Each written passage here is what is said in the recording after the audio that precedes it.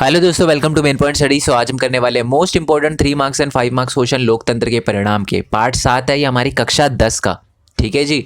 और ये सारी की सारे जितने भी क्वेश्चन है ना इस पीडीएफ में, सारे के सारे PYQs है, प्रीवियस ईयर क्वेश्चन। आपको पता है एक चैप्टर के अंदर से अगर आपने प्रीवियस ईयर क्वेश्चन कर लिए तो समझो आपका चैप्टर खत्म। एंड आई होप आप कोई ना भूले हो कि हमें किसी भी हालत में, हमारे पास 6 दिन है, ठीक है। मैं ऐसा क्यों बोल रहा हूँ मैं बता देता हूँ। 6 दिन भी नहीं, आज 5 दिन है हमारे पास।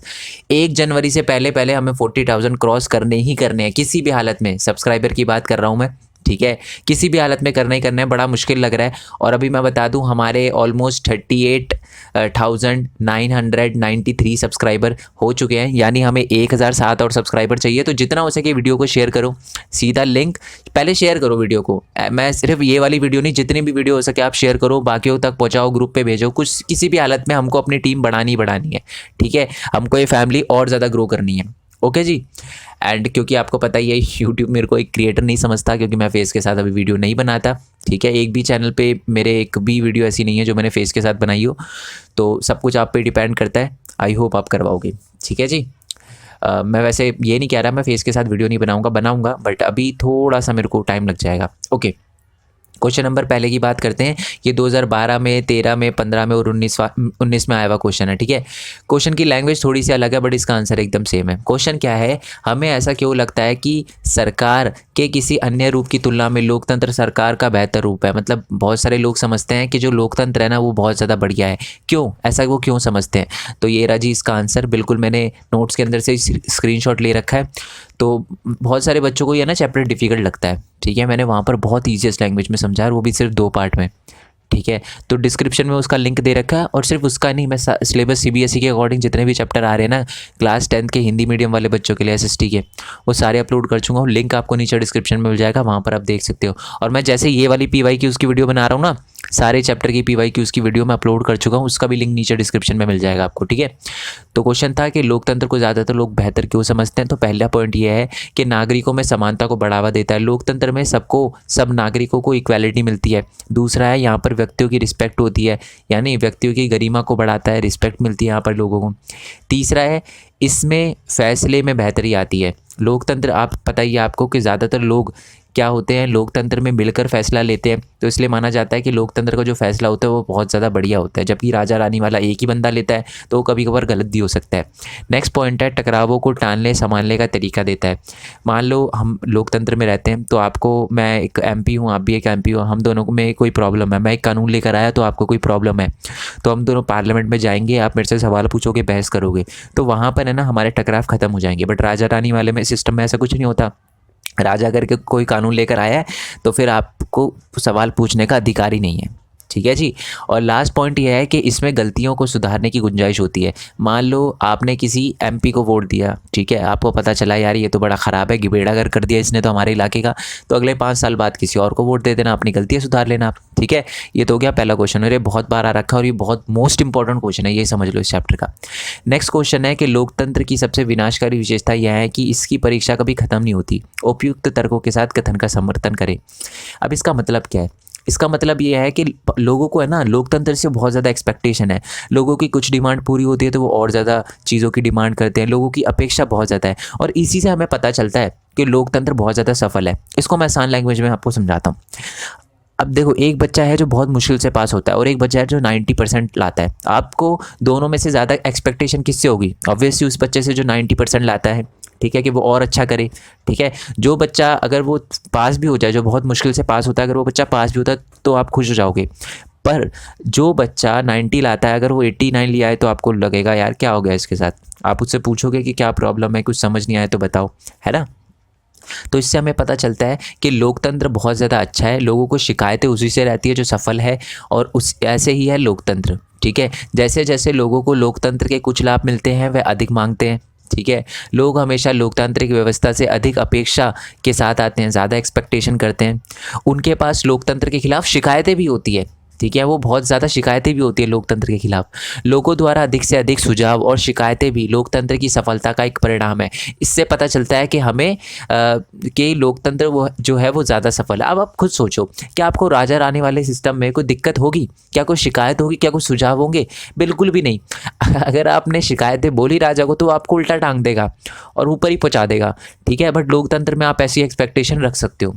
ठीक है, लोकतंत्र के प्रति असंतोष की एक सार्वजनिक अभिव्यक्ति लोकतांत्रिक परियोजना की सफलता को दर्शाती है। मतलब इससे हमें पता चलता है जो लोगों में असंतोष है लोकतंत्र को लेकर, इससे हमें पता चलता है कि लोकतंत्र सफल है क्योंकि लोगों की एक्सपेक्टेशन ज़्यादा है। ठीक है, नेक्स्ट क्वेश्चन है, लोकतंत्र सरकारें पारदर्शी कैसे सुनिश्चित करती है? किन्हीं 3 बिंदुओं की व्याख्या कीजिए। 2011 में आया हुआ क्वेश्चन है। सबसे पहले तो पारदर्शिता आपको पता होना चाहिए। पारदर्शिता कौन से वाले टॉपिक में दे रखी थी? वो दे रखी थी उत्तरदायी में। अब उत्तरदायी का क्या मतलब होता है? उत्तरदायी सरकार क्या होती है? वह सरकार जो जवाबदेह या अपनी कार्यवाही और निर्णय के लिए उत्तरदायी होती है, उसे हम उत्तरदायी सरकार कहती है। सिंपल सी बात है, अगर आप कोई सरकार से सवाल पूछते हो और वो सरकार उसका जवाब देती है तो वो उत्तरदायी सरकार है, और अगर वो उसका जवाब नहीं देती तो उत्तरदायी सरकार नहीं है। चलो ये तो समझ आ गया, बट सर इसमें पारदर्शिता कहाँ है? टॉपिक तो वो था, क्वेश्चन तो वो था। पारदर्शिता देखो, अभी अभी मैंने बोला कि अगर आप सरकार से कोई सवाल पूछते हो तो जी आप सरकार से सवाल कैसे पूछ सकते हो? पारदर्शिता के कारण। लोकतंत्र में ना पारदर्शिता होती है। लोकतंत्र में इस बात की पक्की व्याख्या होती है कि फैसले कुछ कायदे कानून के अनुसार होंगे, और अगर कोई नागरिक यह जानना चाहता है कि फैसले लेने में नियमों का पालन हुआ है या नहीं तो वह इसका पता कर सकता है, बल्कि उसके पास इसके साधन भी उपलब्ध है। इसे पारदर्शिता कहते हैं। अगर वो जानना चाहता है कि फैसला सही से लिया गया है, नहीं लिया गया, कानून के अकॉर्डिंग लिया गया, नहीं लिया गया, तो वो पता कर सकता है। और ये अधिकार को ही हम कहते हैं राइट टू इन्फॉर्मेशन, RTI। ठीक है जी, ओके। अब नेक्स्ट क्वेश्चन था कि हम सुनिश्चित कैसे कर सकते हैं, यानी हम ये कैसे सरकार को एक पारदर्शिता कैसे ला सकते हैं सरकार में, मतलब उत्तरदायी कैसे बना सकते हैं सरकार को, कि ज़्यादा से ज़्यादा हम उनसे क्वेश्चन पूछे तो वो हमेशा हमको जवाब दे। तो ये आपके बिल्कुल फर्स्ट पार्ट के बिल्कुल एंड में मैंने बताया था, ये सारे के सारे पॉइंट हैं। पहले तो ढंग से चुनाव कराओ, नियमित और निष्पक्ष चुनाव करवा के, हर चीज़ की डिबेट करवा के, हर नीतियों पे और कानून पे, क्योंकि डिबेट होगी तो आप सवाल पूछोगे और वो जवाब देंगे। ठीक है, नेक्स्ट है RTI, सूचना का अधिकार, वो मैं बता ही चुका हूँ, राइट टू इन्फॉर्मेशन जिसको कहते हैं इंग्लिश में। और नेक्स्ट है भ्रष्टाचार रहित सरकार। ये थोड़ा मुश्किल है, करप्शन होता ही होता है लोकतंत्र में, बट देखो अगर कोई सरकार अगर करप्शन करती ही नहीं है तो वो कभी भी आपके सवालों का जवाब देने से डरेगी नहीं, बट अगर वो करप्शन करती है तो आपके सवालों को इग्नोर भी करेगी, डरेगी भी। तो अगर आप चाहते हो कि आपके सवालों का जवाब मिलता रहे तो आपको भी कोशिश करनी चाहिए कि जो सरकार है वो भ्रष्टाचार रहित बने। ठीक है जी, नेक्स्ट क्वेश्चन पे आते हैं कि लोकतंत्र में पारदर्शिता क्या है। 2014 में आया हुआ, 2015 में आया हुआ क्वेश्चन है, वही क्वेश्चन है। अभी जो हमने पारदर्शिता की बात करी थी ना, वही डेफिनेशन लिखी हुई है। ठीक है, ओके जी, इंपॉर्टेंट क्वेश्चन है, बार बार पारदर्शिता आता है, इंग्लिश में इसको ट्रांसपेरेंसी कहते हैं। पारदर्शिता वही होता है ना जिसके आर पार आप देख सको। ओके, निर्णय लेने की प्रक्रिया में लोकतंत्र और तानाशाही के बीच अंतर क्या है? मतलब जब निर्णय लिया जाता है तो लोकतंत्र अच्छा है या तानाशाही अच्छी है? आपसे क्वेश्चन सिंपल ये पूछा गया, 2012 में आया हुआ क्वेश्चन है, तो ये रहा जी इसका आंसर। पहली बात तो हम कंपेयर करते हैं। देखो, गैर लोकतांत्रिक सरकार तेजी से निर्णय लेती है। गैर लोकतांत्रिक सरकार या नेता या शासक को सभा में विचार विमर्श के बारे में परेशान होने या बहुमत या जनता की राय के बारे में चिंता करने की ज़रूरत नहीं होती। जो गैर लोकतांत्रिक सरकार है यानी राजा रानी वाला जो सिस्टम है, उसमें राजा बहुत जल्दी फैसले लेता है क्योंकि वो अकेला फैसला लेता है, उसे किसी भी विचार विमर्श करने की ज़रूरत नहीं है, जनता की राय लेने की ज़रूरत नहीं है, जानने की ज़रूरत नहीं है। ठीक है, पर अगर हम लोकतांत्रिक सरकार की बात करें तो लोकतांत्रिक सरकार में जो निर्णय लिए जाते हैं ना, उससे पहले एक प्रक्रिया का पालन करना पड़ता है। ठीक है, लोकतंत्र में जो निर्णय लिए जाते हैं वो विचार विमर्श करके लिए जाते हैं। ठीक है, और विचार विमर्श के ही सिद्धांत पे वो पूरी की पूरी तरह आधारित होते हैं। क्योंकि लोकतंत्र में प्रक्रियाओं का पालन किया जाता है, साथ ही विचार विमर्श किया जाता है, इसलिए आम जनता या आम लोगों को वह निर्णय मंजूर होता है। इसलिए हम कह सकते हैं कि लोकतांत्रिक सरकार ज़्यादा कुशल है। किस लिए ज़्यादा कुशल है? निर्णय लेने में। लोकतंत्र के जो निर्णय होते हैं वो ज़्यादा अच्छे होते हैं, इसलिए हम कह सकते हैं कि निर्णय लेने की प्रक्रिया में लोकतंत्र ज़्यादा कुशल है। ओके जी, ओके। अब बात करते हैं हम नेक्स्ट क्वेश्चन की कि एक आदर्श सरकार ना केवल खुद को भ्रष्टाचार से दूर रखेगी बल्कि भ्रष्टाचार और काले धन से लड़ने को सर्वोच्च प्राथमिकता देगी। ठीक है, बयान को सही ठहराते हैं। क्या आप बयान को सही ठहराते हैं, आपको बताना है। मतलब एक सही सरकार जो होगी वो खुद भी भ्रष्टाचार से दूर रहेगी और काले धन से लड़ने के लिए अच्छे से अच्छे कार्यक्रम चलाएगी। तो ये रहा जी इसका आंसर। ठीक है, ये मापदंडों, हाँ बिल्कुल मापदंडों ही लिखा है ये ना। एक्चुअल में मैंने इसको ट्रांसलेट किया था, मतलब स्पीच टू टेक्स्ट किया था। ठीक है, टाइप भी किया था तो ये मानदंड आ रहा था, बट अब मापदंड है तो ठीक है, कोई दिक्कत नहीं है।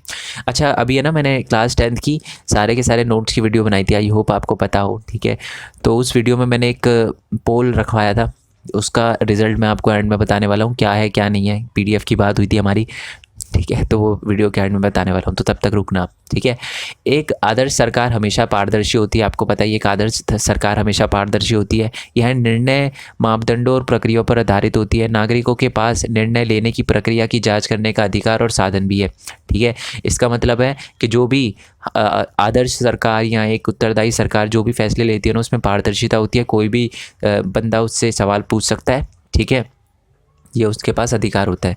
भ्रष्टाचार और काले धन एक दूसरे से निकटता से जुड़े हुए हैं। देखो, अगर भ्रष्टाचार होगा, करप्शन होगा, तो ब्लैक मनी भी आएगा, है ना। ब्लैक मनी आपको पता है ना क्या होता है, जो गलत काम से, जिस पर टैक्स नहीं दिया होता, जब आप करप्शन करोगे तो फिर टैक्स क्यों दोगे उस पैसे पे, है ना।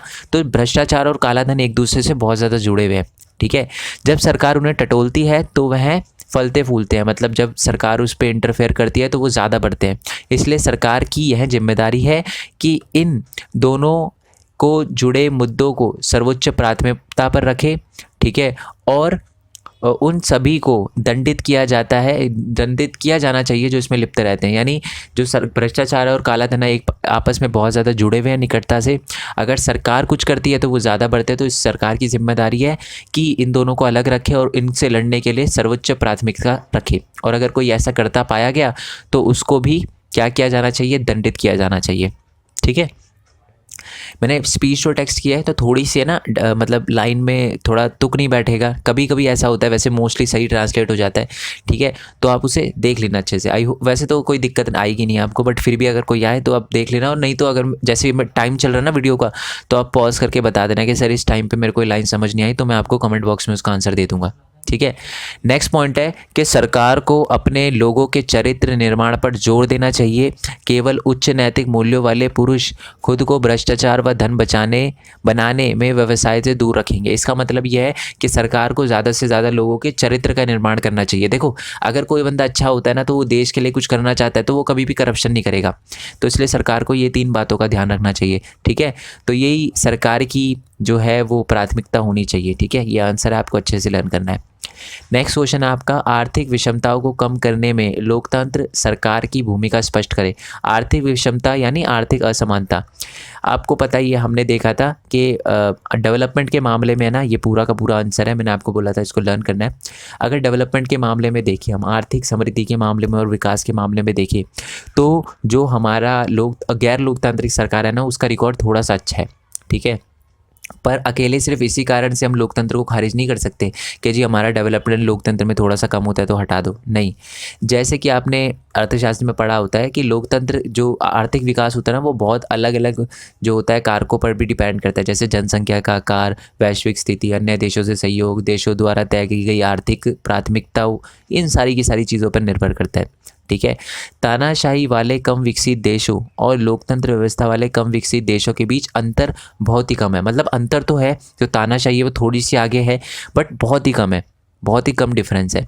तानाशाही और लोकतंत्र शासन वाले देशों में आर्थिक विकास दर में भले ही अंतर हो, लेकिन इसके बावजूद लोकतांत्रिक व्यवस्था का चुनाव ही बेहतर है, क्योंकि इसमें अन्य सकारात्मक फ़ायदे हैं। क्यों? क्योंकि जो लोकतांत्रिक सरकार होती है उसमें ज़्यादा फ़ायदे हमें मिलते हैं, ज़्यादा अधिकार मिलते हैं, इसलिए हमें लोकतंत्र को ही चुनना चाहिए।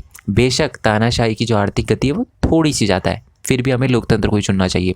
ओके जी, नेक्स्ट क्वेश्चन पे आते हैं हमारा कि लोकतांत्रिक सरकार वैध सरकार है, तर्कों के साथ कथन का समर्थन करें। 2016 में आया हुआ क्वेश्चन है, सिंपल सा है। जब मैंने आपको बताया था ना, वैध सरकार का मतलब क्या होता है, जो लोगों की सरकार हो। अब लोग अपनी सरकार लोकतंत्र में तो चुनेंगे। अब देखो, भारत एक लोकतांत्रिक सरकार है, भारत में एक लोकतांत्रिक सरकार है, भारत में लोकतंत्र है, तो भारत में सरकार कौन चुनता है? आप ही तो वोट देकर चुनते हो ना। तो जहाँ पर भी लोग ही वोट देकर अपनी सरकारों को चुने, उसको हम वैध सरकार कहते हैं। लोकतांत्रिक सरकार में बहुत ज़्यादा खराबियाँ हो सकती है, ठीक है, वो सुस्त हो सकती है, ठीक है, वो करप्ट हो सकती है, वो आपकी बातों को अनदेखा कर सकती है, पर सबसे अच्छी बात हमारी जो लोकतांत्रिक सरकार की होती है कि वो वैध होती है, ठीक है, वो लोगों की चुनी हुई सरकार होती है। एक बार मैं रीड कर देता हूँ। लोकतांत्रिक सरकार वह सरकार है, यह सुस्त हो सकती है, यह कम कार्यकुशल हो सकती है, इसमें भ्रष्टाचार हो सकता है, यह लोगों की ज़रूरतों की अनदेखी कर सकती है, लेकिन लोकतांत्रिक शासन व्यवस्था लोगों की अपनी शासन व्यवस्था है। इसी कारण पूरी दुनिया में लोकतंत्र के विचार के प्रति ज़बरदस्त समर्थन का भाव है। लोग अपने द्वारा चुने गए प्रतिनिधि का शासन चाहते हैं, वो चाहते हैं। मेरे को अपने एमएलए से बड़ी दिक्कत है, ये समझ लो, मेरे को मेरे एरिया के एमएलए से जिसको हमने चुना है उससे बड़ी दिक्कत है, पर मैं कभी नहीं चाहूँगा कि एमएलए हट जाए और राजा आ जाए, है ना। तो यही बात लिखी हुई है। तो मैं चाहता हूँ, लोग भी चाहते हैं कि वो अपने प्रतिनिधि से ही शासन चलवाए, ठीक है। वह यह भी मानते हैं कि लोकतंत्र अनेक देशों के लिए उपयुक्त है। अपने लिए समर्थन पैदा करने की लोकतंत्र की क्षमता भी लोकतंत्र के परिणाम और इसकी लोकतंत्र का परिणाम है और इसकी अनदेखी नहीं करी जा सकती, ठीक है जी। ये रहा इसका आंसर। नेक्स्ट पॉइंट है कि लोकतंत्र सामाजिक विविधताओं को संयोजित करता है। उदाहरण के साथ कथन को स्पष्ट करें, ठीक है। 2016 में, 2011 में, 2014 में, 2012 में, 2013 में, यानी बहुत ज़्यादा इंपॉर्टेंट क्वेश्चन है, ठीक है। इसका मैं मतलब समझा देता हूँ। लोकतंत्र में जो अलग अलग सामाजिक विविधताओं के लोग होते हैं ना, जैसे कि अलग अलग भाषाओं के लोग होते हैं, अलग अलग धर्म के लोग होते हैं, वो साथ में रहते हैं। जबकि राजा रानी वाले सिस्टम में दिक्कत आती है, ठीक है। राजा का जो धर्म है वो अपना धर्म थोपेगा बाकी लोगों पर, बट लोकतंत्र में ऐसा नहीं होता। लोकतंत्र में अगर मान लो एक लीडर किसी धर्म से आता है तो ज़रूरी नहीं है कि उसकी प्रजा भी उसी धर्म से हो, ठीक है। चलो जी, तो अब मैं इसका आंसर समझा देता हूँ। ये रहा जी इसका आंसर, ठीक है। तो सबसे पहले तो आपको ये पता होना चाहिए कि कोई भी समाज अपने विभिन्न समूहों के बीच टकरावों को पूरी तरह या स्थायी रूप से ख़त्म नहीं कर सकता। जहाँ पर अलग अलग जाति के, अलग अलग धर्मों के, अलग अलग लैंग्वेज के लोग रहते हैं, वहाँ पर लड़ाई होना लाजमी है, पर इन अंतरों, इन विभेदों का आदर करना हम सीख सकते हैं। हम साथ में रहना सीख सकते हैं। भारत भी देखो, भारत में हम सारे साथ रहते हैं। छुटपुट लड़ाइयाँ होती है, कहीं कहीं होता है किसी किसी एरिया में, बट अगर ओवरऑल देखें तो हम बहुत खुशी से रहते हैं, ठीक है। तो इससे हमें पता चलता है कि भारत में सामाजिक विविधताओं का आदर होता है, हम सारे के सारे साथ रहते हैं, ठीक है। हमने बेशक प्रॉब्लम होती है और वो हर देश में होती है, बट हमने उस अंतरों और विभेदों का आदर करना सीख गए हैं हम, और हमने एक दूसरे की रिस्पेक्ट करना शुरू कर दिया है, ठीक है। इसलिए और इस काम में लोकतंत्र बहुत अच्छा है, ठीक है। अच्छा, अगर हम चाहते हैं, और आपको पता है गैर लोकतांत्रिक व्यवस्था में तो आमतौर पर अंदरूनी सामाजिक मतभेदों से आंख फेर ली जाती है या उन्हें दबाने की कोशिश करी जाती है। अगर गैर लोकतांत्रिक सरकारों की बात करूं, राजा रानी वाले सिस्टम में, तो बिल्कुल ही इग्नोर कर दिया जाता है, बट यहाँ पर ऐसा नहीं होता, लोकतंत्र में ऐसा नहीं होता, ठीक है। अच्छा, आप अगर चाहते हो कि सारे के सारे लोग शांति से रहना, तो आपको दो चीज़ करनी पड़ेगी। वो दो चीज़ क्या है मैं आपको बता देता हूँ। पहली चीज़, बहुसंख्यकों को अल्पसंख्यकों का आदर करना चाहिए। जैसे कि आपने श्रीलंका के बारे में सुना था। बेशक श्रीलंका में लोकतंत्र था, बट फिर भी वहाँ पर सिन्हाला और उस तमिलों के बीच में लड़ाई हुई थी ना, याद है ना, चैप्टर नंबर 1 सत्ता की साझेदारी पढ़ा था ना हमने, कि श्रीलंका में लोकतंत्र तो था बट उन दोनों में लड़ाई हो रही थी, है ना। तो ऐसा क्यों हो रहा था? क्योंकि वो दोनों लड़ रहे थे, खून खराबा हो रहा था, और जो सिन्हाला है अपना वर्चस्व दिखाना चाह रहे थे। पर लोकतंत्र में अगर हम सब शांति से रहना चाहते हैं, तो सबसे पहले जो लोग मेजॉरिटी में हैं, अगर जो सिन्हाला मेजॉरिटी में थे, तो उनको तमिलों का भी ख्याल रखना चाहिए था, उनकी लैंग्वेज को भी प्राथमिकता देनी चाहिए थी, पहला पॉइंट। दूसरी बात है कि जो भी सिन्हाला लोग थे या जो भी बहुमत में होते हैं ना, उनको, जो अल्पमत में होते हैं, उनको साथ में लेकर चलना चाहिए, ठीक है। उनको भी अपने निर्णय में शामिल करना चाहिए। तो ये 2 पॉइंट है। अगर ये 2 पॉइंट हमने पूरे कर लिए तो कभी भी मतभेद नहीं आएगा सामाजिक व्यवस्थाओं में, ठीक है जी। ओके जी, अब नेक्स्ट क्वेश्चन की बात करते हैं। उन तरीकों की व्याख्या कीजिए जिनसे लोकतंत्र नागरिकों की गरिमा और स्वतंत्रता बनाए रखने में सफल रहा है, ठीक है। इसका दूसरा पार्ट भी पढ़ देता हूँ। लोकतंत्र व्यक्तियों की गरिमा और स्वतंत्रता को बढ़ावा देने में सरकार के किसी अन्य रूप से बहुत बेहतर है, ठीक है। उपयुक्त उदाहरण के साथ कथन का समर्थन करें। जैसे कि हमने इसका आंसर पढ़ा था, याद होगा आपको, ये देखो, ये इसका आंसर है कि हम, पता है दिक्कत क्या है कि, है ना, हमारे समाज में, है ना, लोकतंत्र में सब लोगों की रिस्पेक्ट होती है, सब लोगों की इक्वालिटी है, बट ऐसा नहीं है कि यहाँ पर भेदभाव नहीं होते। लोकतंत्र में भी भेदभाव होते हैं। जैसे हम भारत का भी एग्जांपल लें, भारत में भी भेदभाव होता है थोड़ा सा जेंडर के नाम पे, कि मेल को थोड़ी सी प्राथमिकता दी जाती है जॉब में, वेजेस कम दी जाती है औरतों को। पर ये समय के साथ धीरे धीरे बदल रहा है। अगर भेदभाव होता भी है ना, तो लोकतंत्र सरकार उसको कभी भी सही नहीं ठहराती। अगर किसी महिला के साथ भेदभाव होता है, वो कोर्ट में जाती है और बोलती है कि जी मेरे साथ भेदभाव हो रहा है, तो उसकी बात सुनी जाएगी उस महिला की। तो इससे क्या होता है, महिलाओं को भी बढ़ावा मिल रहा है, वो खुद भी अपने लिए खड़ी हो रही हैं, जो कि एक अच्छी बात है। तो हम कह सकते हैं कि लोकतंत्र में व्यक्तियों की गरिमा और स्वतंत्रता की रिस्पेक्ट करी जाती है। और एक दूसरा उदाहरण हमारा जातिगत मतभेद को लेकर भी है। आपको पता है भारत में भी थोड़ा जाति को लेकर भेदभाव होता है। शायद आपने ना सुना हो, मैंने क्योंकि दिल्ली में तो ऐसा मैंने कभी नहीं देखा, बट मैंने सुना है कि गाँव में ऐसा होता है।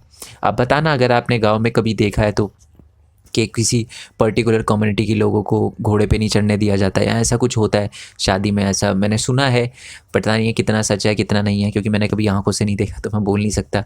बट अगर आपने देखा तो आप मेरे को ज़रूर कमेंट बॉक्स में बताना, ठीक है। कि जातिगत भेदभाव भी इसका उदाहरण है, ठीक है। बेशक जातिगत भेदभाव होता है, बट यहाँ पर क्या है कि भारत में अगर आप जातिगत भेदभाव करते हो तो इसके लिए भी कानून है, ठीक है। इसके लिए भी कानून है, और बहुत ज़्यादा सख्त कानून है। कोई भी ऐसा नहीं कर सकता जाति के नाम पे भेदभाव।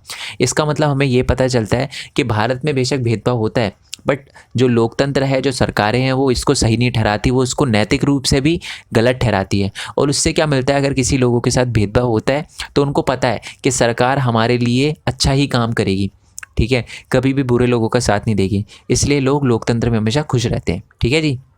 नेक्स्ट क्वेश्चन है कि लोकतंत्र को सिद्धांत के रूप में अच्छा देखा जाता है, लेकिन यह व्यवहार में इतना अच्छा नहीं लगता, स्पष्ट करें। ये भी बहुत ज़्यादा इंपॉर्टेंट है। ये देखो, ये डायरेक्ट मैंने क्वेश्चन की फॉर्म में लिखवाया था आपको, ठीक है। तो अगर आपसे कोई पूछे कि जी लोकतंत्र तो सिर्फ नैतिक रूप में अच्छा है, यानी उसमें अच्छी अच्छी बातें लिखी हुई हैं, बट एक्चुअल में वहाँ पर अच्छा नहीं होता, तो आप इसका क्या आंसर करोगे? आप बोलोगे कि ज़्यादातर लोग या हम लोग लोकतंत्र को प्राथमिकता इसलिए देते हैं क्योंकि यहाँ पर लोगों को अलग अलग तरीके के अधिकार होते हैं। लोगों को पूरा पूरा अधिकार होता है कि वो अपनी बातें सरकार के सामने रख सके, आम लोगों के सामने रख सके, ठीक है। हमारी दिक्कत यह है कि हमारी जो उम्मीदें हैं वो लोकतंत्र से बहुत ज़्यादा हैं, ठीक है। कभी कभी हमें ऐसा लगता है कि जी लोकतंत्र है तो कोई भी सामाजिक, आर्थिक या राजनीतिक समस्या आनी ही नहीं चाहिए, ठीक है। जबकि हमें ये समझना चाहिए कि जो लोकतंत्र है वो सिर्फ़ और सिर्फ एक शासन व्यवस्था है, ठीक है। और उस शासन व्यवस्था का हमें कैसे फ़ायदा उठाना है वो लोगों को देखना पड़ेगा, ठीक है। जैसे कि मान लो मेरे साथ भेदभाव होता है, मैं भारत में रहता हूँ जहाँ लोकतंत्र और मेरे साथ भेदभाव होता है, ठीक है। तो अगर मेरे साथ भेदभाव हो रहा है और मैं कोर्ट में नहीं जा रहा और केस फाइल नहीं कर रहा, तो लोकतंत्र की गलती है मेरी गलती? मेरी गलती ना। तो यही है, हमें लोकतंत्र से हमें लगता है कि जी लोकतंत्र में कोई दिक्कत आनी नहीं चाहिए। लोकतंत्र में दिक्कत आती है, बट उस दिक्कत से कैसे लड़ना है, लोकतंत्र ने आपको अधिकार दे रखा है, बट उसका अगर आप फ़ायदा नहीं उठाओगे तो वो आपकी गलती है, ठीक है जी। सो आई होप आपको वीडियो अच्छी लगी हो। वीडियो अच्छी लगी हो तो लाइक करना, चैनल को सब्सक्राइब करना, जितना हो सके इस वीडियो को शेयर करना। अब सुनो मेन इंपॉर्टेंट बात। याद होगा आपको, मैंने आपसे एक पोल रखवाया था, ठीक है। पोल में बहुत ज़्यादा बच्चों ने बढ़ चढ़ के पार्टिसिपेट लिया। 700 बच्चों ने पार्टिसिपेट किया, उसमें से 69 और 67 बच्चों ने कहा कि सर आप हमें ये जो लोकतंत्र है, क्लास 10th के जो सामाजिक विज्ञान है, उसके जो PYQs हैं टेलीग्राम चैनल पे डाल दूँ, डायरेक्ट PDF। तो ठीक है यार, आपने जब बोला है तो मैं उसकी डायरेक्ट PDF जो PYQs हैं वो टेलीग्राम चैनल पे अपलोड कर दूंगा, ठीक है। तो आपसे बस इतनी रिक्वेस्ट है कि यार आप सपोर्ट करो, ठीक है। सपोर्ट करने का मतलब ये नहीं होता कि मतलब आप कुछ भी करो, जैसे भी आप सपोर्ट करना चाहो। सपोर्ट करने का सबसे आसान तरीका होता है, मैं सिर्फ अपने चैनल की बात नहीं कर रहा, जिस भी यूट्यूब को आप देखते हो, जिस भी यूट्यूब चैनल को आप देखते हो, जो आपको अच्छा लगता है, आपको लगता है कि जी ये जो यूट्यूब चैनल है ये उस प्लेटफॉर्म पे नहीं है जहाँ पर इसको होना चाहिए था, तो उसकी वीडियो शेयर करो जितना हो सके, ठीक है। एज यू ऑल नो कि यूट्यूब जो फेस के साथ वीडियो नहीं बनाते उनको क्रिएटर नहीं समझता, इसलिए रिकमेंड नहीं करता। कभी कभार आपने नोटिस करा होगा कि कुछ यूट्यूबर ऐसे होते हैं एडुकेशन चैनल में भी जो कुछ भी डाल देते हैं, रिलेशनशिप, पता नहीं क्या क्या, मतलब कुछ भी, कॉफ़ी कैसे बनाए, रात को कैसे, उनके इतने व्यूज़ आते हैं। बट अगर कोई बंदा अच्छा कंटेंट डाल रहा है विदाउट फेस तो उसकी वीडियो नहीं होती आगे। मेन रीज़न यही है, यूट्यूब उसकी वीडियो रिकमेंड नहीं करता, ठीक है।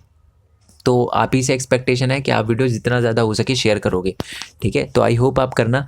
और पोल का मैं बता चुका हूँ, नोट्स सारे के सारे दे दूँगा। एंड एक बहुत इंपॉर्टेंट बात, मैंने एक न्यू चैनल बनाया है, स्क्रीन पे आपको दिख रहा होगा कि उस पे 1000 सब्सक्राइबर हैं, बट एक्चुअल में वहाँ पर 2000 से ज़्यादा सब्सक्राइबर हैं। आप डिस्क्रिप्शन में जो लिंक दे रखा है उस पर क्लिक करके देख सकते हो। अभी तक मैंने उस पर कुछ वीडियो अपलोड नहीं करी, बट जल्दी उस पर कुछ वीडियो अपलोड करूँगा और आपको पता ही है मैं वहाँ पर क्या करूँगा अपलोड, ठीक है।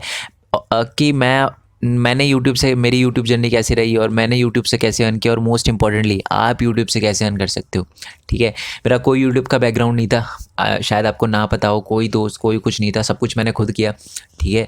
अभी भी सब कुछ मैं खुद ही करता हूँ। तो वहाँ पर मैं आपको बताने वाला हूँ कि आप यूट्यूब से कैसे अर्न कर सकते हो, और भी बहुत सारे प्लेटफॉर्म है जिससे एक स्टूडेंट अर्न कर सकता है, ठीक है। तो वहाँ पर मैं उसी के बारे में बताने वाला हूँ। तो उस चैनल को सब्सक्राइब करना बिल्कुल मत भूलना, क्योंकि अगर आपने पहली वीडियो भी मिस कर दी ना तो आपको बड़ा पछताना पड़ेगा। और नोटिफिकेशन बेल दबा देना, जिससे मैं जहाँ पर वो वीडियो डालूँ, जैसी वीडियो डालूँ वैसे आपके पास नोटिफिकेशन आ जाए। क्योंकि मान लो मैंने किसी प्लेटफॉर्म के बारे में बताया और आपको बहुत बाद में नोटिफिकेशन आया, तो आपको ये ना लगे कि जी अब तो थोड़ा कॉम्पिटिशन बढ़ जाएगा, है ना। तो इसलिए आप उस बच्चों में से बनो जिसने सबसे पहले वीडियो देखी होगी, ठीक है।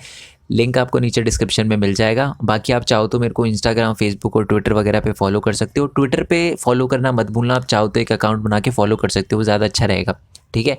बाकी नेक्स्ट वीडियो के लिए स्टे ट्यून्ड, तब तक के लिए थैंक यू सो मच। जय हिंद, जय भारत, वंदे मातरम and thanks for your support.